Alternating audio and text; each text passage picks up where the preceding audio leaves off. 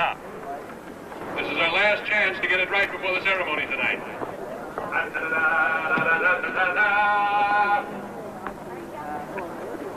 And now the 5 lovely finalists in our contest to select a homecoming queen. Jane Elliott.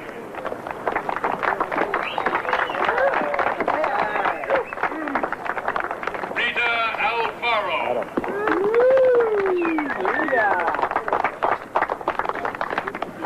Joanne Miller. All right, Joanne. Benny Del Grazio. And John Gilroy.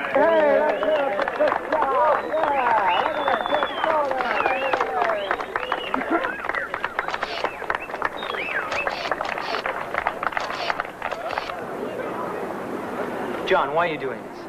What is this for? L.A. Trib. Smile. I'm David Sanders, the Trib's campus stringer. Why did you decide to enter the contest for the homecoming queen this year? In your own words. As a joke. Wish you'd worn a bathing suit. As a joke? Are you sure? And that sounds frivolous, John. It is frivolous. Yeah, but couldn't it also have something to do with Title IX? With ERA? With equal rights? I suppose so. So couldn't it simply be your humorous way of making a point about sexual stereotyping? Aren't you really doing this to protest reverse discrimination? No. Oh, John. Well, okay, yeah. Oh, that's well put, John. I can use that. All right. I don't know, David. What does he do? Wear a dress? I hate pictures of guys in dresses. No, it's nothing like that, Mr. Grant. It's perfectly legitimate. Oh, yeah? He's doing this to make a point about equal rights. If you can't discriminate on the grounds of sex, then there is no reason why a guy can't be homecoming queen. He's gonna win, too. Who's taking him to the prom? I already asked his girlfriend. Oh. Do you think you're interested? If we keep on paying you by the inch, you'll own this joint by next year. All right, flesh this out with examples of other ways men have gotten into areas that everybody used to think were just for women. Like phone operators. And? There's lots of them. There must be. You find them. How? Chris? What do you need? David here has a piece that needs some research. Show him how and where, will you? Okay. And you just keep placing them, don't you? Yeah, and lately they've been letting me write a lot of them, too. You got it made. You're editor of your college paper, you're stringer for the Trib. And when you graduate, you'll have a job waiting for you right here, sure as anything. Hey, what about you? You got a jump on me. You're working here now. Oh, I got to jump on you. I'm a copy boy. Copy boys don't become reporters, not anymore. Why, Lou? Why do you insist on making waves? I mean, why do you always pick the dumbest things to get stubborn about? What did I do? You know perfectly well I'm talking about your physical. Oh, that. You gotta take it. It's a rule. I mean, once a year, everyone on the editorial staff gets a physical, company policy. I don't need a physical. I already had one, and they said I was fine. When was that? In the Army. They did 400 of us in just under half an hour. I haven't had a whole lot of faith in them since. You haven't had a physical since the Army? 400 naked guys. I saw a lot of ugly things in the war, but nothing as ugly as that. Lou, you have The answer's no. You okay? I'm fine. I just don't feel like getting a physical. Excuse me, Mr. Grant. What? Oh, sorry. What is it, Chris? Well, maybe this isn't the time. No. Come on. What is it? Well, I was wondering if you could recommend a book for me to read on news writing. What do you mean? I mean, how to do it, you know, something that shows you step by step. You want to be a reporter? Well, yeah, Like David Sanders. right. First thing you got to learn about news writing is you can't learn it from a book. A kid like Sanders has been writing for years, every day, since junior high school. Well, I'd be willing to write every day. You would, huh? Yeah. Bill? Yeah. Give me that information you got on the Lockman story. Gotta hear something. Oh, here it is. Thanks. Here. What's this? It's the guts of a story a reporter phoned in this morning. Bill already wrote it up for the first edition. Why don't you take a crack at it yourself, see what you can do. Oh, hey, thank you. Thank you. That's great, Mr. Grant. Yeah. It's the only way to learn to write. Jump in and start doing it. Okay, all right. Till my father taught me to swim. Just threw me right in. I drowned. You know my friend Len White on the New York Times? What about him? He's on one of the Pulitzer juries this year. Oh, it's prize time again. The award season. The Pulitzers, the Press Club, the Advertising Council. We're not in this business to win awards. I hate the whole idea. Now I'll tell you something that'll really depress you. Guess who my friend says has a good chance of winning for local reporting? Let's see. Who would depress me by winning a Pulitzer Prize? Rossi? I just said he's got a good chance. Rossi? Yes, for his series on mental hospitals. Well, it was good work. Rossi? My friend shouldn't have told me, but he did. Now the point is, what do I do? Pray for an upset. Why the happy faces? No, we just had some pretty bad news, Rossi. Oh, yeah? How bad? Very bad. Awful. Jeez, I'm sorry. What? What is it? Oh, you don't want to know. Lou. We were just talking about the possibility of your winning a Pulitzer Prize this year. It's a good bet. I get nominated almost every year, just a matter of time. No, Rossi, what I meant was... You're still going to tell him after hearing what he just said? Maybe you're right. Wait a minute. Did you hear something? Yes. Yes, Rossi, a friend of mine who's on one of the juries said that your series on mental hospitals was the best thing he'd read in local reporting. Is she putting me on? Are you two setting me up? Is that it? Make Rossi look like a jerk. Is that the plan? It's a nice thought, Rossi. But unfortunately, Billy's telling you the truth. The Pulitzer Prize? How about that? I'd say that calls for a little celebrating around here. Hey, bartender. You believe this? Rossi is actually going to buy? Give me a beer.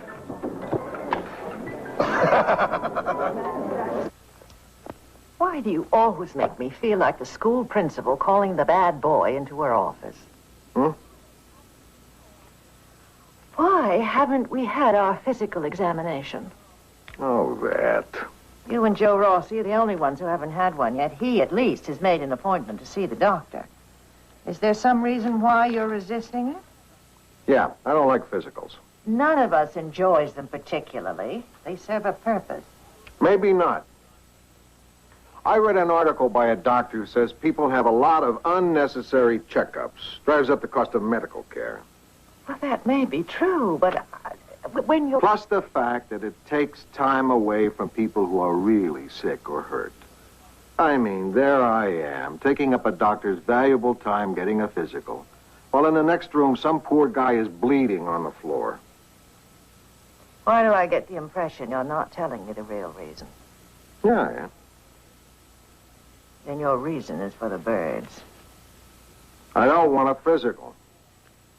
Are you afraid that something is the matter with you? No, I don't know. I haven't felt real well for a while. I'm always tired, even in the morning. It's probably just age catching up with me, but But you don't want to know for sure. you're darn right I don't. Mr. Grant, you know better than that. It's very important you see a doctor so you can find out why you feel the way you do. Or if you like, I'll go with you. I'll hold your hand. Afterwards, I'll buy you some ice cream. I'm not getting a physical. I do not care to go through this again. Okay. I'll go. When are you free? When am I free? Yeah. You did say you'd buy me ice cream, didn't you?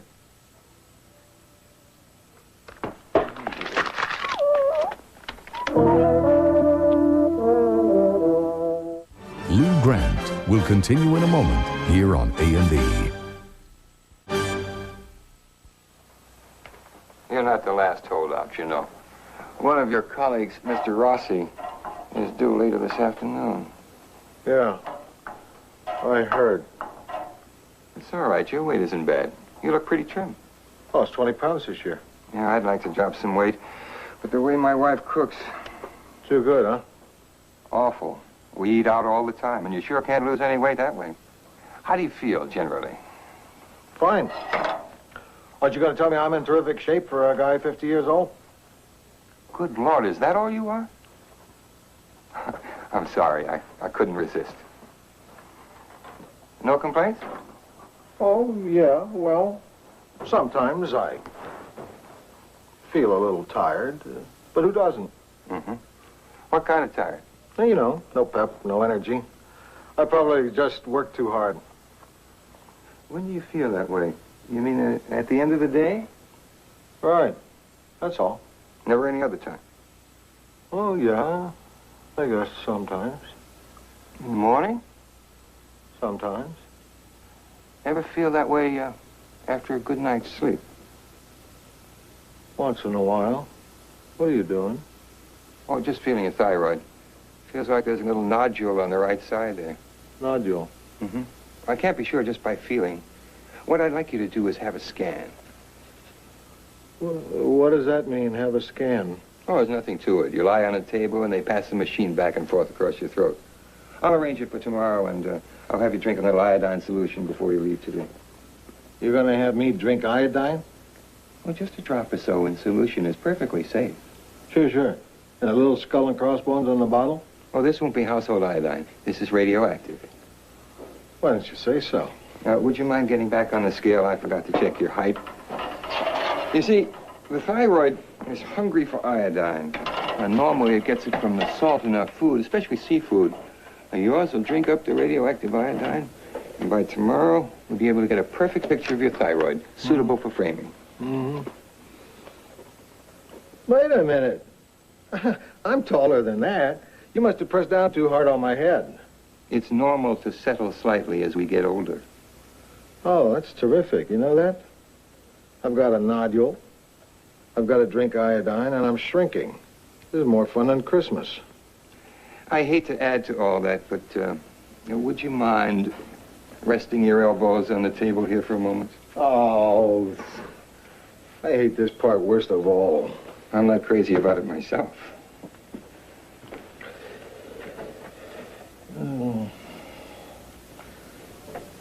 You say Joe Rossi is coming by later? Well, that's right. Why? Well, when you get to this part, at exactly this moment, do me a favor. Say, oh, by the way, Lou Grant says hello.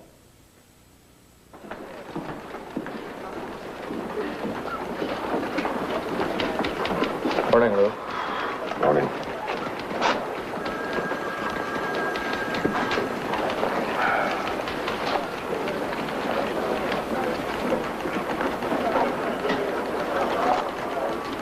How is it? Well, It's not good, right? right. Well, I used the 5 W's in the lead. Who, what, when, where, and why. I wasn't sure about how. It doesn't start with a W. You got a hold of a book, didn't you? I told you to stay away from books. What did this one say? It said the first sentence of a news story should give all the information, and mine does. The lead should also grab the reader's attention. Yours doesn't. George F. Lockman shot Richard G. Porter in the head with a .38 caliber revolver on the corner of Sweetser and La Cienega at 4:24 p.m. on February 19th, 1978, because of an argument. It's hard to make murder dull, Chris, but you managed to do it. Yeah, I see what you mean. That writing a lead should be more than reciting all the facts. It should involve the reader, make him want more. You know David, I string at LAU? David filed this covering an awards presentation at LAU. Pretty dull stuff, right? Right. Listen to the lead. A scholarship named in honor of a young soldier killed on Guadalcanal was won by the daughter of a Japanese pilot at LAU's 49th annual awards dinner Thursday night. Want to know more? Yeah. That's why this is a good lead. Good news writing is more than the 5 W's. Yeah. Hey, don't look as though I just kicked you. You wanted to learn. Well, does this mean you won't read anything else I write? Of course not. Bill? Yeah. You got anything good? How about the harbor explosion? Fine. Here's another one for you to try. Same idea. Only this time, grab me with that lead. Okay, thanks, Mr. Craig. The only way to learn is keep trying. Okay, right. Thanks a lot.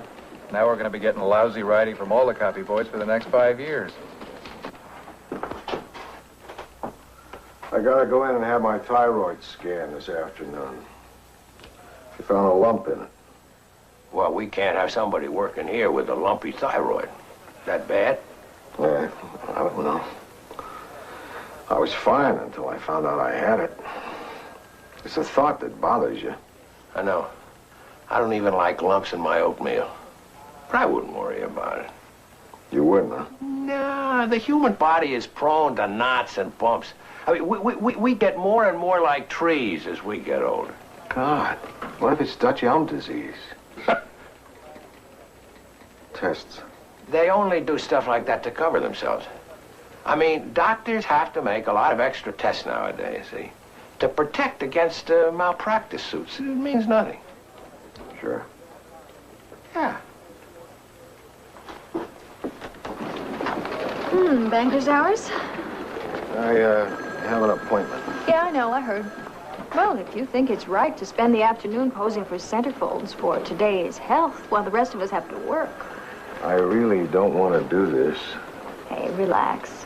Doctors all insist on making a lot of tests these days. It's just... I know, to protect themselves.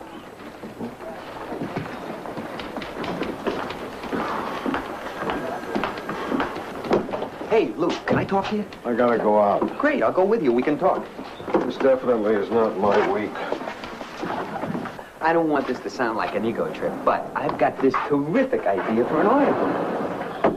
I know it's a little premature, but what a great angle. The first-person viewpoint on how it feels to win the Pulitzer Prize. I love it. It's not just because it's about me. In this case, all right, it happens to be about me, but I'd feel the same if someone else won it. It's something I, as a reader, would like to know. Calling Dr. Newman, please. What are we doing here? Going to have a thyroid scan. Oh. You all right? I guess that's what I'm here to find out. I guess you want me out of your way.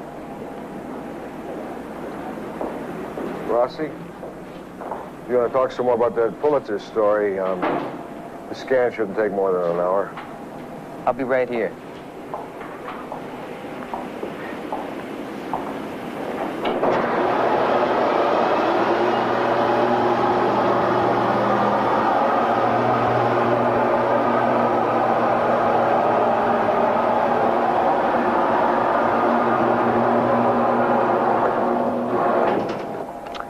Okay, Mr. Grant, it's been 24 hours since you drank that iodine. We should be able to get a nice picture of your thyroid. How about a couple of wallet size for my daughters?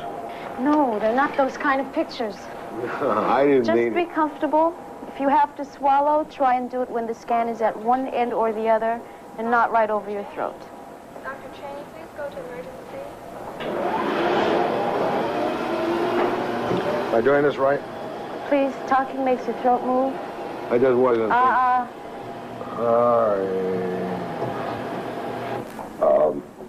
What does it show? I'll send it over to your doctor and he can discuss it with you. Yeah, but you could tell him right now what it shows. Why don't you tell him? We're not supposed to have that kind of discussion with the patient. We just do the testing and send the findings over to the referring physician. Come on, come on. Stop acting like a robot. I don't mean in detail. I'm sure your doctor will tell you whatever you want to know. Listen, doctor, why won't you tell me on the phone? I mean, right now, on the phone. Of course I can come to your office, but I resent being treated this way. Because this is high-handed, that's why. It's my body, and I have a right to... Well, if it were good news, you'd sure as hell tell me on the phone. So, in effect, you've already told me, haven't you?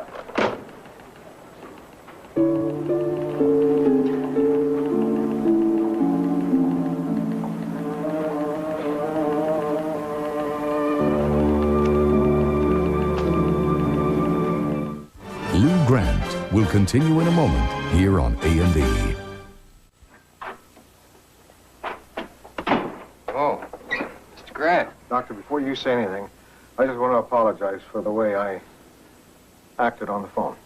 I understand completely. Please sit down. It's really not as bad as all that, you know. You mean the lump wasn't No, it probably is. malignant? Yes. But before you get frightened by that word, let me explain that thyroid cancer is one of the most manageable forms. It's very slow to spread. Very slow as a rule, and surgical removal of the thyroid usually stops it. In other words, if you had to get it, you couldn't have chosen a better place. Yeah, I can. Somebody else's throat. That's a lousy thing for me to say. Surgical removal? It's the wisest thing to do. It's quite a common operation. What am I going to do without a thyroid? What does it do anyway? It regulates your metabolism, and you'll get along without it just fine by taking a thyroid tablet every morning. This will tell you all about the thyroid gland, more than you probably want to know. Right now, I think you should select a surgeon. I should.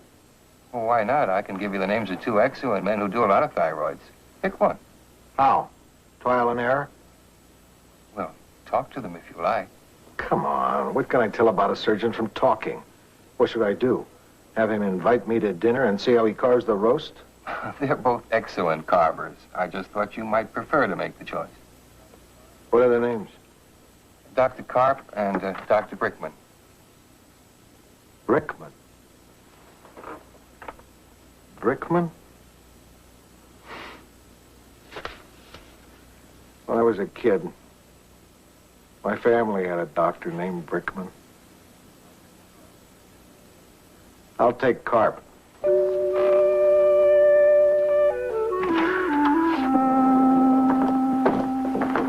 Hey, Lou, what did the doctor say? I have to have my thyroid removed. When? Soon as possible. Oh, sorry to hear that. Me too. I'm not psychologically prepared to start having my organs removed. Well, nobody ever is. I'm only 50 years old. And in terrific shape for a guy your age. Yeah. Hey, Lou, that thyroid, that's somewhere in here, isn't it?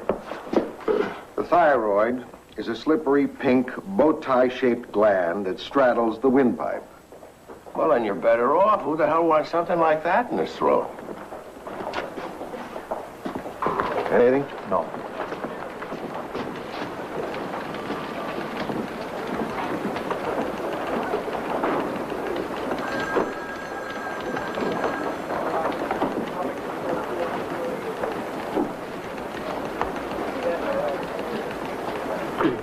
What do you think?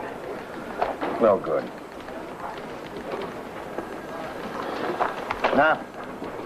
Hold it. Sorry, Chris. My mind was on something else. Let me explain what's wrong with this. You see, your lead has nothing to do with the rest of the item. This reminds me of the opening sentence in one of Max Schulman's novels, Sleep Till Noon, I think it was. The sentence read, "Bang, bang, bang, bang. 4 shots ripped into my groin, and I was off on the biggest adventure of my life." You know what the second sentence was? But first, let me tell you a little about myself. And he didn't get back to those shots for the next 100 pages. Well, that's silly. Sure, he meant it to be silly. And that's what mine is like. A little. You gotta do 2 things, Chris. You gotta grab their attention and still tell them what the story's gonna be about. 2 things. Yeah, right. Hey, not so fast. Bill?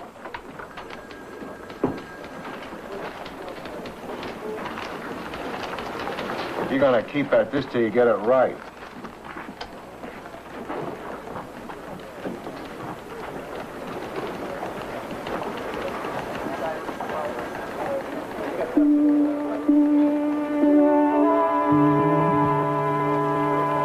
The guy got arrested in an Indiana coffee shop for wearing his underpants on his head. I don't think he was arrested for wearing them on his head, but for not wearing them somewhere else.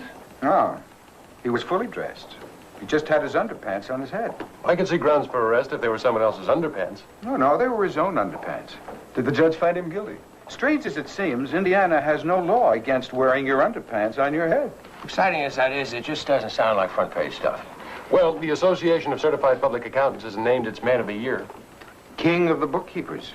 That's not too newsworthy. Here he is, the best man in his profession, and he'll never make the front page. Maybe he should try wearing his underpants on his head. What do you think, Lou? Lou, what do you think? I like it. You like what? Story about the king.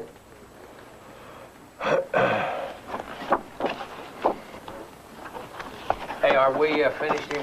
Yep.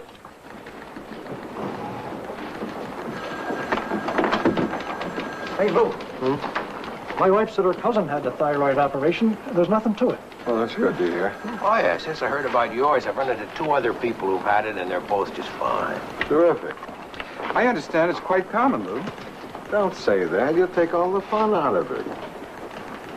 Because I'm sure we were the hit of the faculty room, Professor. Thank you for calling. I was the head of the language department at LAU. And? He thinks we're a riot.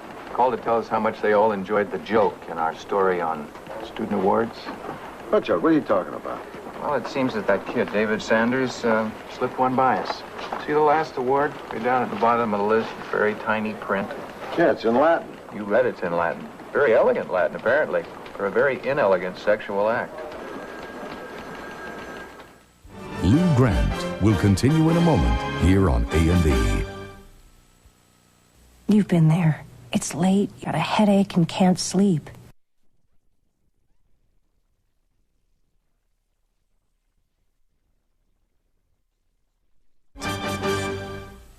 Look, I didn't mean any harm.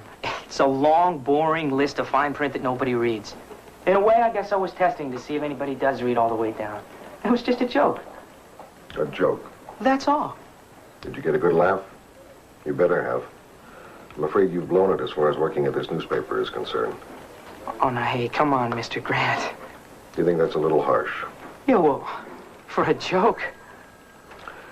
A newspaper has to have the absolute confidence of the public. People have got to be able to believe every word they read. When you mess with that, you undermine the whole foundation. I'm sorry.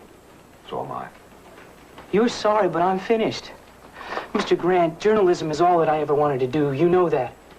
Just like that, it's over? Don't say that. Oh, well, it's true. Don't ever say that. You're only 21 years old. Young enough to learn from a dumb mistake. And where do I go? Lots of places. I don't plan to broadcast to the world what you did, but you can't do that and work here. You had a chance to start way out in front, and now you're back in the pack with the rest. You understand? Yes, sir. Good luck. Yeah.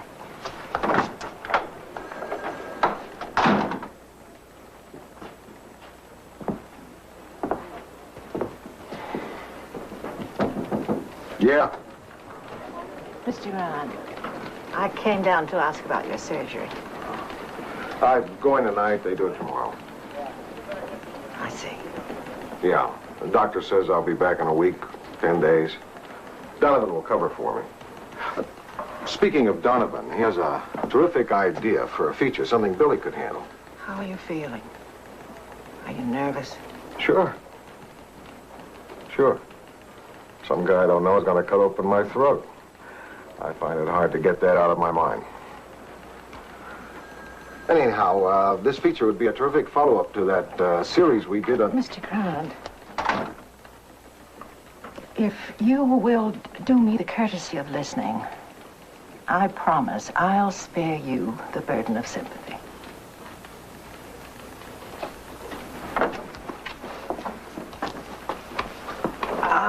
I came down here because I have something I want to tell you. Oh, it's so frustrating. Having as much power as I'm supposed to have.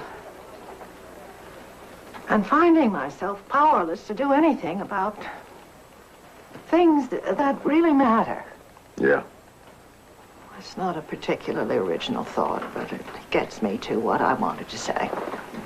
Which is simply anything this paper has or can do is yours. If you need it. And that is all I wanted to say.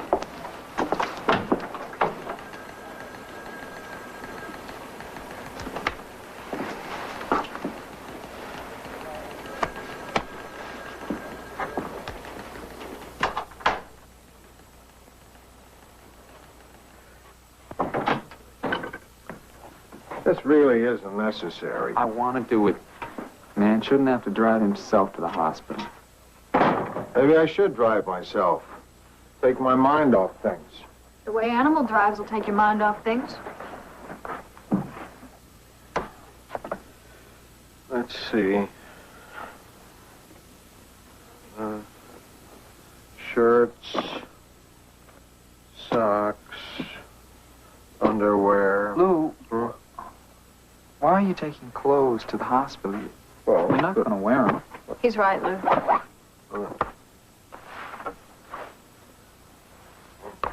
I'll use these. That goes for shoes, too.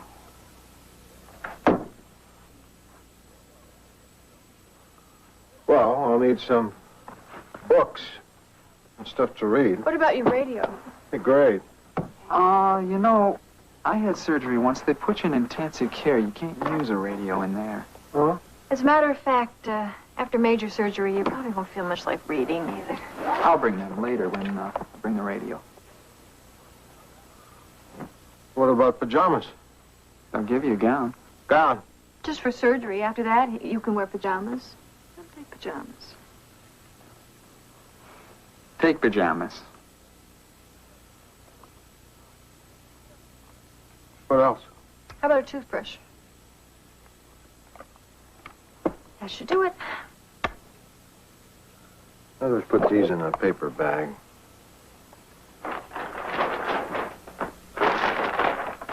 All set? Yeah.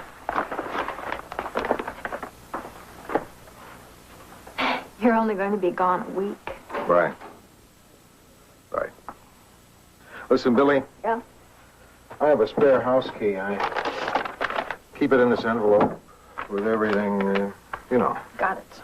I don't mean to dump all this on you, but I don't have anybody in Los Angeles. You've got a lot of people in Los Angeles.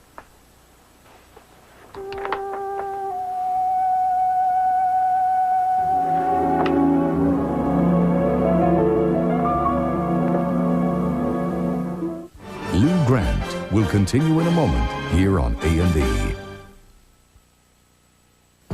They destroy your home from within. Wouldn't a little scotch have the same effect? A lot of scotch might, but we want your stomach empty. If I drank a lot of scotch right now, you'd have my stomach empty.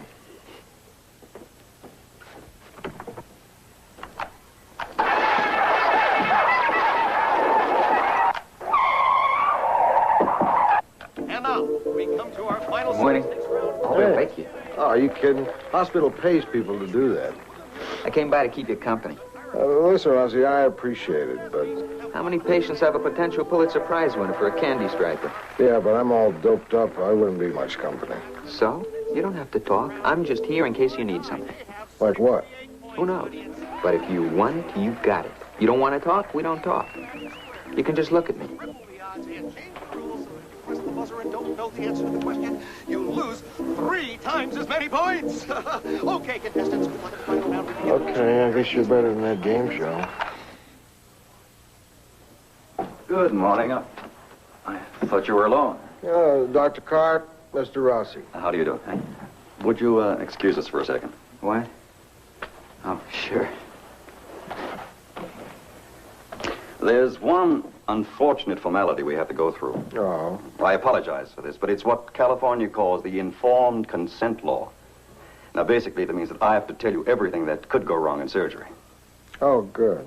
Oh, I know it's the last thing you want to hear, but it is the law. Now, these are not things that are going to happen, I assure you. But you have to sign a form saying you've been told all the things that might happen. Such as? No, damage to the parathyroid glands, damage to the vocal cords, loss of speech. Loss of speech. Mr. Grant, I've done this procedure 1,000 times and never had that happen yet. As I say, I hate having to go through this. But I'm required to point out that the incision is very close to the vocal cords. Therefore... Something could happen to them. All right. I promise it won't. This is purely for legal purposes. Now, would you mind just signing right over here? Now, what you will have is a very sore throat afterwards. This is not from the incision. We have to put a tube down your windpipe to make sure your breathing is uninterrupted. Good. I hate interrupted breathing. And that makes you feel pretty sore sometimes. There's nothing to worry about. It's normal. Swell. Swell. Now I know why they dope you up. It's not for the operation. It's for this discussion.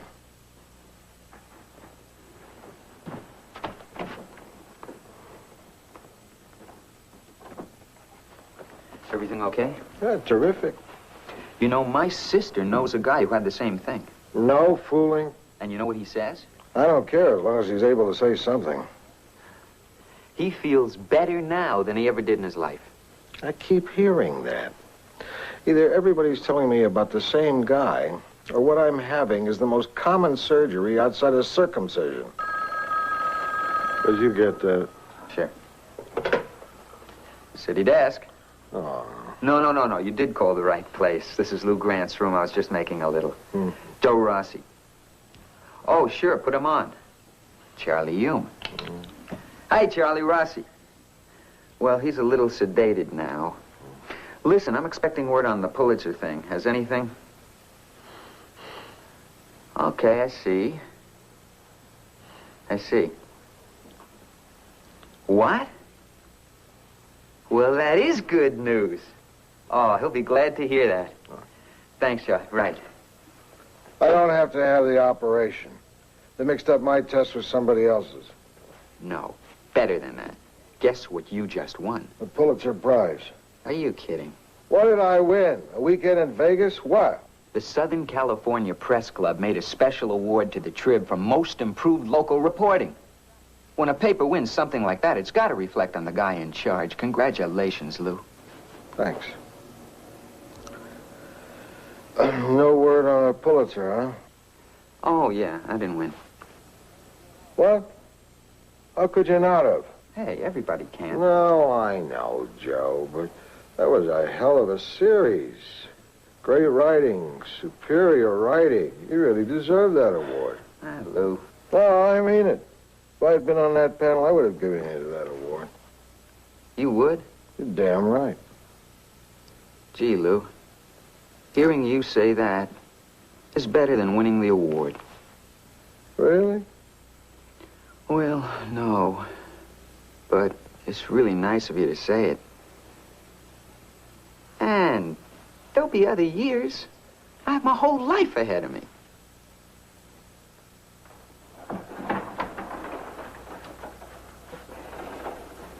We go. Hey, isn't that great about the trip? Yeah, it sure is. You must be really happy, huh? Yeah. I won an award and I'm having my throat cut. You ever have one of those days? You don't need that phrase. You given that information up here. Any word from the hospital yet? No. Surgery should be going on right about now. Well, I'm going to the school board meeting. I'll check in an hour in case you get any news. Okay. You know, Chris, this is really good. It's surprisingly good. That's it? Mr. Grant is usually a little rougher on me than that. How do you expect me to get good if you're going to go easy on me? A reporter never learned to write from people being nice to him. Where'd you hear that? Mr. Grant told me. Oh. Well, he's right. I mean, you do have a long way to go. Yeah, well, that's more like it. What are you going to do after college? After college? Aren't you in college? Man, I got to finish high school first. You're still in high school? Who is? He is. What are you talking about? We don't hire high school kids. Well, I told him I was 18 when I applied for the job. I just want to be a newspaperman, Mr. Hume. There's a lot of that going around. He's been rewriting some copy, Charlie. Maybe you ought to take a look at it. Not bad. Not bad at all. Of course, that lead isn't quite there. You want to clean up your syntax a little. See? Calling Dr. Cheney.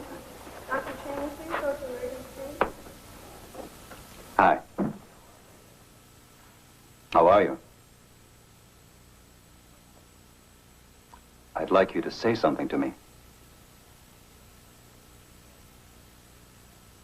I can't think of anything interesting to say. That'll do fine. It was the first thing I tried back in the recovery room. To see if I could talk. There was never any doubt. I can't sing, though. Sing? I tried. All the top notes are gone. I can't sing. What did you want to sing? I didn't want to sing anything. I just thought you should know I can't. Why? I don't want you to sing. Not a note. This is as high as my voice will go. But the rest will come back in a few months. Meanwhile, the operation went very well. Everything is out, except a bit of tissue. And that can be taken care of later with radioactivity. Or iodine? As a matter of fact, yes. I'm getting a taste for it. We have to leave a bit on one side when removing a thyroid. But the rest is gone, the lump is out, and you're looking good. I'll see you tomorrow in my morning rounds. Oh, I almost forgot I brought you your paper. They seem to be able to put one out without you. Just put it on top of the one the nurse already brought.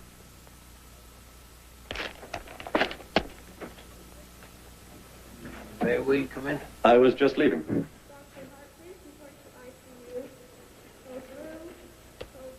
Lou, how you doing? Okay. We brought you the paper. How are you feeling? I can't sing. I'm very sorry to hear that. Can you dance? No. Never could dance, though. Or sing. I always thought I had a really nice singing voice. You're still drugged, aren't you? How are you? It's funny. When I came to, I automatically started worrying about the operation. Dreading it. Then I realized it was over. I'd already had it. That moment was the greatest feeling in the world. I guess it bothered me a lot more than I admitted. Me too. Enough. I get nervous when my editors hold hands. We just saw your doctor, and he said your operation could not have gone better. Modest, isn't he? It's funny, we all thought we'd bring you the one thing you'd want the most. So I'm afraid you have 4 copies of the final edition. 7. Maybe I could start a paper route on this floor. You won't find this in them, but I thought you might enjoy reading it. What is it? It's your obituary. I wrote it myself. Just plunked myself down at the old typewriter and the words started flowing. I gotta tell you, Lou, that's some of the best writing I've done in years. Sorry you didn't get a chance to use it. This is a lovely room you have here. Such a nice view. It is lovely. I hear on a clear day you can see the north wing. This place is more like a hotel than a hospital. I just passed a candy stripe for pushing a food tray into a guy's room. There was an ice bucket with a bottle of wine in it. Look at this menu. Lobster bisque, souffle, I wonder if you have to be a patient to order up. filet mignon, chopped liver. Almost be afraid to order that here, huh? Sorry. Trouble with this place is it's so huge, you can't find a place to park. I had to park in the parking lot. But for $2.50, amazing they got any visitors at all. I didn't pay anything. Where'd you park? In the cheap staff spot. You? You took my spot? That's the spot I always use. I was a beautiful guy, wasn't I? You certainly were.